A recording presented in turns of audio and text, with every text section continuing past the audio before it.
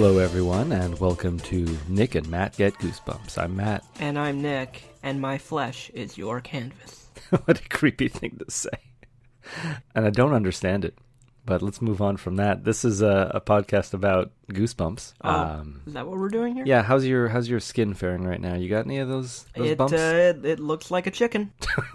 Just a no feathers? rotisserie chicken. Only 150 calories, people. That's how many calories? Isn't it? In a whole rotisserie chicken, yeah. But you have to eat it real fast. I don't understand why. It's the secret of the rotisserie chicken. All right. Well, if anyone knows chicken, yes, it's Nick. This book was written by R.L. Stine in January. Really? Him again? 1993. You know, probably not even written in January, but But it was written by R.L. Stine, because his name is coming up a lot in this podcast. It really is. But yeah, he did write all of them, so it will come up every episode. Oh. This book, I don't even think we've named it yet, but it is The Curse of the Mummy's Tomb. It's The Curse of the Mummy's Tomb. Yep. Issue number 5 of the Goosebumps series. Book. Yeah, book number 5. It's book number 5. I need to change my notes, but I'm going to have this problem a lot, I can foresee. What do you think about this book, Nick? Because I'm going to tell you right now, I hated it.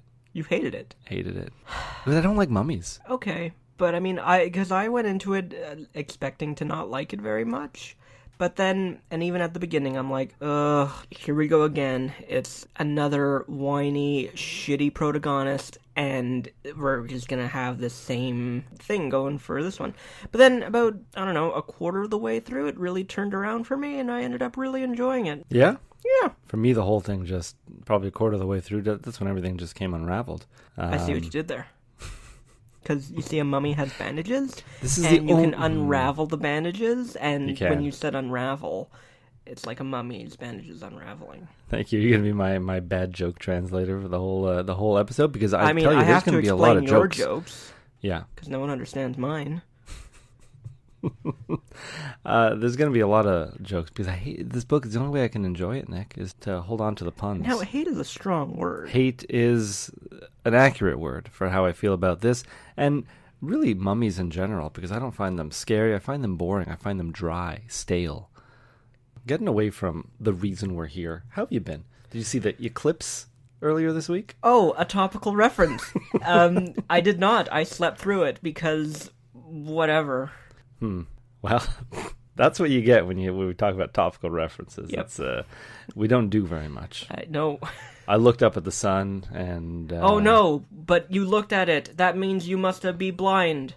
Oh, yeah. You know, I've spoken to a lot of people Every who are eclipse. so worried. Every eclipse. They're it's going to like, go blind. Don't look at the sun, you'll go blind. And it's like, no, you won't. Yeah, if it was Like, if that you stare dangerous... at it for 10 minutes, Yeah. and then you're like, oh, my eyes hurt. It's like, well, you're just a fucking idiot and you deserve it. Oh, hold on now. Okay, yeah, definitely don't stare at the sun. Don't stare at the Ever. sun, but like... But definitely, you're not going to go blind if you accidentally look at the sun. The sun's not this monster. It's I've not looked gonna... at the sun plenty, and I'm turned out okay. Now, don't play this back in the courtroom for all you people who decide to go and look at the sun today. We're looking at you, Mr. President. Because I'm pretty sure if a solar eclipse was that hazardous to your eyesight, the day would be canceled. You would not have work.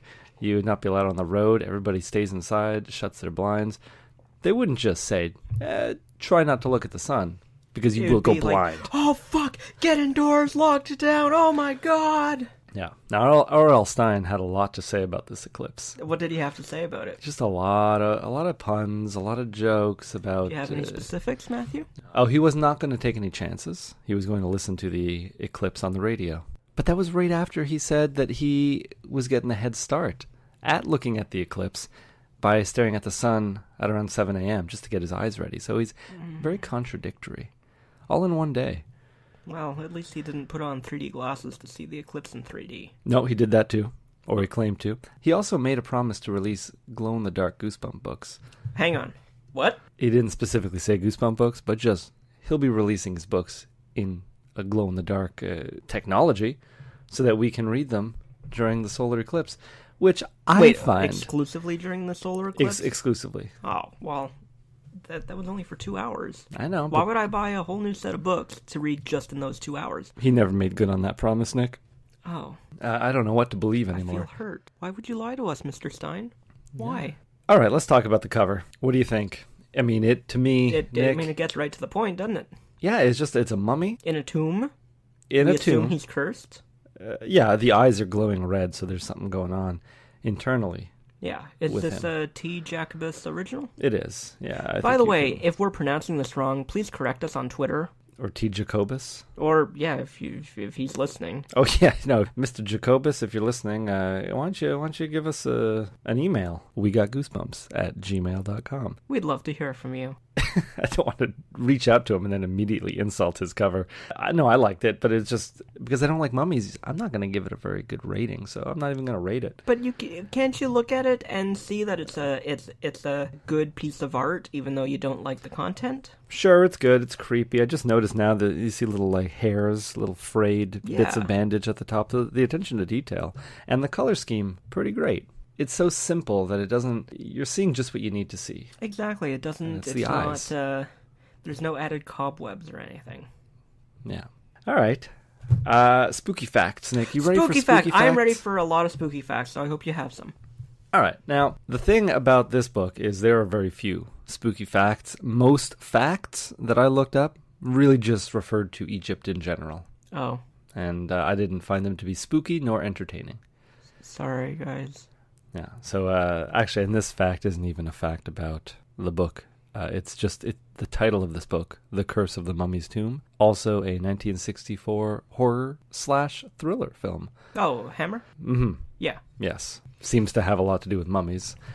But you know what? I'm ready to get into this. I got my decaffeinated coffee. Get out. Just get the fuck out. Actually, no, that doesn't even make any sense because I would actually need caffeinated coffee. Why did you do it again? After I'd already, no.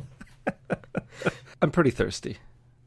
Should we stop this show just so I can go get water? Sure. Okay, well, I didn't think you would oblige so well, quickly. I mean, I'm not going to be in denial about it. Nick, this podcast is making me thirsty. Slow down there, Kramer. My throat is getting real dry. It's like I got a scarab beetle crawling up and down through it. You should get that checked out. Yeah. What's the main character of this book? Gabe, is it? Yes. He's no stranger to getting thirsty, to getting dry throat. He's so got thirsty. it. He sees the Great Pyramid and gets thirsty. Not just a Great Pyramid. The Great Pyramid. And that's all he can think about. I mean, yeah, when you're thirsty, it's on your mind. Yeah. And nothing else And when you're in the middle of the desert and there's, pyramids. Bring a bottle of water, Gabe. Yeah, what the fuck? Come on, man. Yeah, this is basic desert 101. Bring water. Yeah, now this goes without saying. Gabe is 12. Now, he cannot keep his shoes tied, and that comes up in this book. It is the catalyst for most of the problems. I have one word for you, Gabe. Yeah, what is it? Velcro. You're 12 years old. You want to be a 12-year-old in Velcro shoes? I'm a near 30-year-old, and I prefer shoes that don't have laces. Yeah, but how do you take your shoes off inconspicuously? You can't do it. Slip them on and off. When would you ever need to take your shoes off inconspicuously? B&Es, maybe.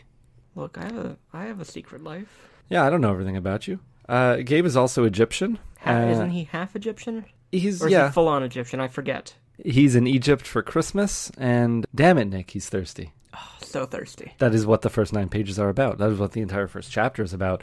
He is so thirsty, and his parents, they don't care. What do they care about, Matthew? One word. Refrigeration.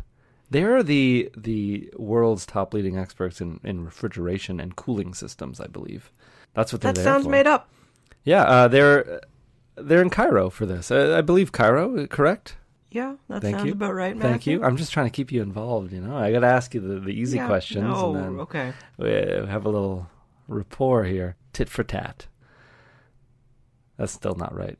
That's how we got the explicit rating. You saying tit. Tit. So, like I said, Nick, before we get into the mother and father's quote-unquote profession. Is that what we're calling it? I don't know, man. We got to talk about how atrocious Egypt is. This isn't my... Send your complaints to Matthew. Nick at hotmail.com. You're still using Hotmail, Nick?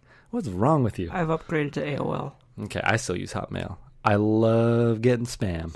Spam. Lovely spam. Wonderful spam. I don't know much about Egypt. Don't know much about Egypt. But R.L. Stine seems to know that it is hot, dry. Everyone honks their car horns. No shit. The cars are tiny, and everyone keeps hitting their head on the ceiling. Because they're either so tall or the cars are so short. They get stuck in goat traffic because there's goats just milling around. This sounds stereotypical. It does, but who am I to judge?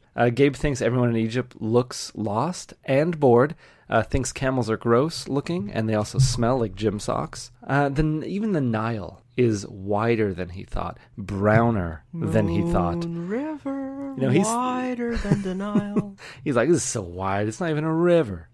It's like a big old lake. It's a muddy lake. It's so brown.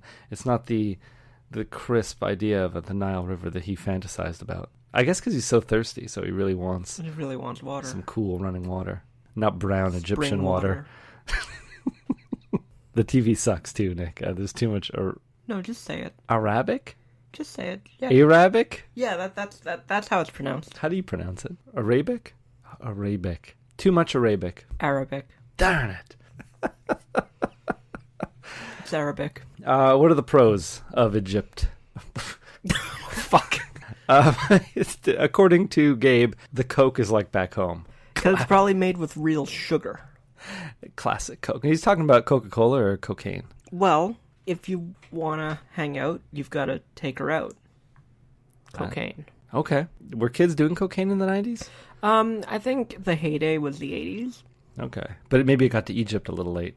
Yeah, like most things. So he's watching Miami Vice and just doing cocaine by the pound. By the bucketful, yeah. And I don't know how they sell cocaine. And I feel like a 12-year-old's getting ripped off, so it's probably not getting the most bang for his buck. It's probably just evaporated milk. Well, one thing's for sure, cocaine is the same all around the world. He says really lame jokes around here, like... I don't even get this. Maybe you need to explain it to me, Nick.